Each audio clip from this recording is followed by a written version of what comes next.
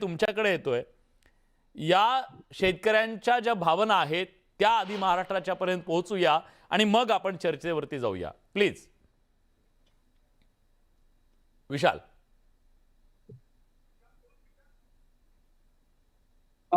विलास, आवाज येत नाहीये. हॅलो. हा, बोला बोला, तुमचा आवाज येतोय, बोला. परभणीमध्ये डिझेल टंचाईची परिस्थिती अशी आहे की आज सकाळपासून जर शेतकरी एखाद्या पेट्रोल पंपावर थांबला तर त्याला अक्षरशः रात्रीपर्यंत पेट्रोल मिळत नाही आणि त्यामुळे अनेक शेतकरी सोबत डब्बा घेऊन पेट्रोल पंपावर मुक्कामी थांबतायत. एक 10 लिटर डिझेलसाठी शेतकऱ्यांना ही त्रेधा तिरपट करावी लागते.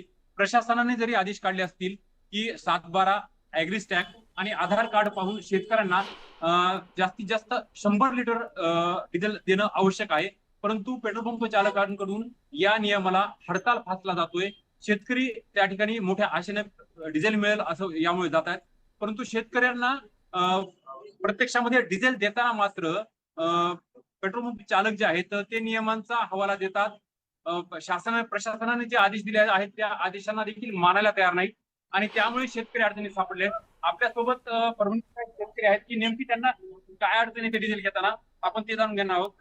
तुम्ही सकाळी शेतकरी कामासाठी डिझेल घेण्यासाठी गेला, काय सांगण्यात येतं? जवळपास 3 दिवसापासून मी इथं डिझेलसाठी प्रयत्न करतो. आता मला हळदीची लागवड करायची, 3 एकर करायची. त्याला मशागतीसाठी 2-3 वेळेस रुटर मारून त्याच्यानंतर बेड करणं लागते आणि नंतर हळद लागवड करणं लागते. एखादा जर पाऊस पडला, चिखल जर झालं तर मला तिथे हळद लागवडच करता येणार नाही आणि बेड करता येणार नाही. त्याच्यामुळे मला अत्यंत आवश्यक डिझेल आहे, पण कुठल्याच ट्रॅक्टरवाल्याला डिझेल इथं न मिळाल्यामुळे सगळे शेतीचे काम बंद झालेले आहेत आणि शेतकऱ्यांना खूप मोठ्या मानसिक त्रासाला सामोरे जाणं लागत आहे. विलास, एकूणच डिझेल मिळत नाहीये आणि त्यामध्ये आज संध्याकाळपासून परभणीमध्ये ढगाळ वातावरण तयार झालेलं आहे. काही भागामध्ये मोठ्या प्रमाणात पावसाने देखील हजेरी लावली आणि त्यामुळे शेतामध्ये जाणं शक्य नाहीये. आता डिझेल जर नाही मिळालं तर नेमकी शेती करायची कशी हा प्रश्न आहे. आपल्यासोबत अनेक शेतकरी आहेत. डिझेल मिळालं का तुम्हाला? डिझेल जवळपास फिटनच झाले. हा मे महिना म्हणजे शेतकऱ्यासाठी सर्वात महत्वाचा असतो, कारण ह्या महिन्यामध्ये शेतीची मशागत केल्या जाते. जेव्हा आम्ही नाही का पेट्रोल पंपावर डिझेलसाठी चाललो तेव्हा तिथे नाही का आम्हाला 7-12 मागायला येतात.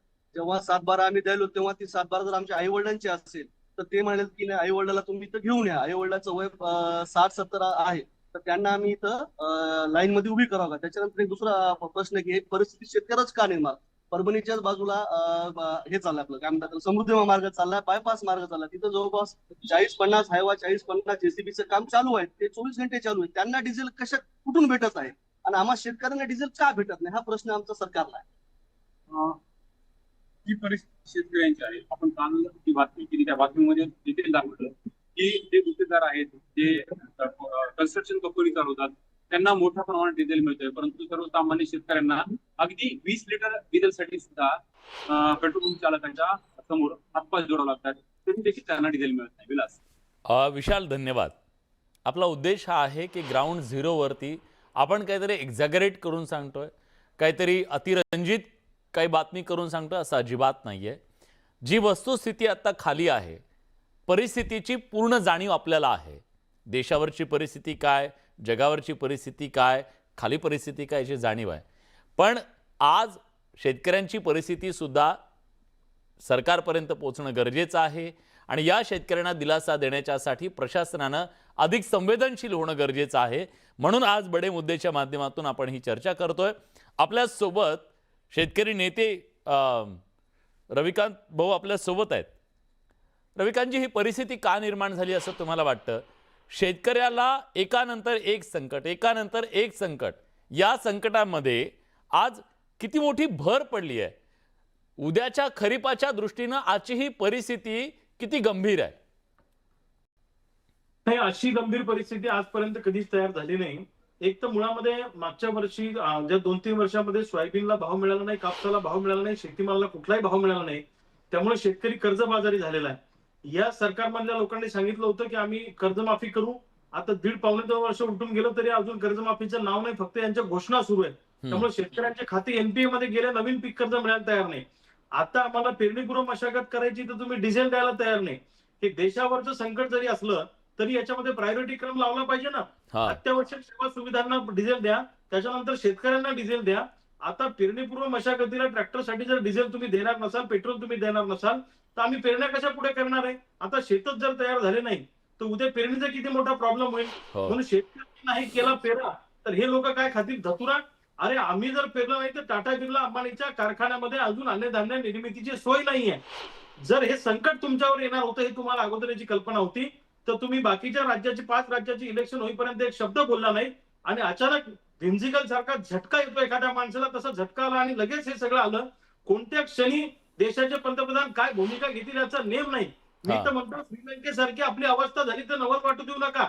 हे पूर्णपणे सरकारच्या नियोजनाचा ढिसाळपणा आहे. हे सरकारचं फेल्युअर आहे. आम्ही शेतकऱ्यांनी जगायचं कसं हा प्रश्न आहे. हा राजकारणाचा प्रश्न नाही आता, हा राजकारणाच्या पलीकडे गेलेला प्रश्न आहे. एक तर पीक विमा सुद्धा हे द्यायला तयार नाही. हजारो कोटी रुपये जमा केले, वाटताना फक्त कमी पैसे वाटले, 50% पैसे वाटले. बोगस बियाणं मार्केटमध्ये आलेलं आहे. खत आम्ही मागायला गेलो तर हे खताबरोबर दुसरं लिंकिंग मध्ये खत जबरदस्ती देतात.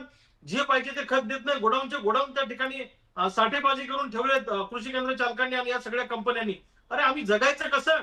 आमची शेतकरी आणि माणूस म्हणून तुम्ही आमचं जगणं मान्य करणार आहे की नाही करणार आहे? आणि आता तुम्ही कॅन मध्ये डिझेल देणार नाही तर प्रत्येक वेळी का ट्रॅक्टर आम्ही पंपावर घेऊन येणार आहे का? कशी काय परिस्थिती आहे? शेतकऱ्यांना डिझेल मध्ये कॅन मध्ये डिझेल दिलं पाहिजे तरच ही सगळी नांगरणी कल्टिवेटर हे सगळं होऊ शकतं. अन्यथा या वर्षीचं शेत पेरणं अतिशय मुश्किल होणार आहे आणि याचा सरकारनं गांभीर्यानं विचार केला पाहिजे. नाहीतर नेपाळमध्ये जसं मंत्र्यांना तुडू तुडू हाणलं तसं महाराष्ट्रातला शेतकरी दिसल तिथं या सगळ्या सत्ताधारी लोकांना नाही, अशा प्रकारे मी तुमचा संताप समजू शकतो, पण आपल्याला या परिस्थितीवर मार्ग काढावा लागेल. आपल्याला या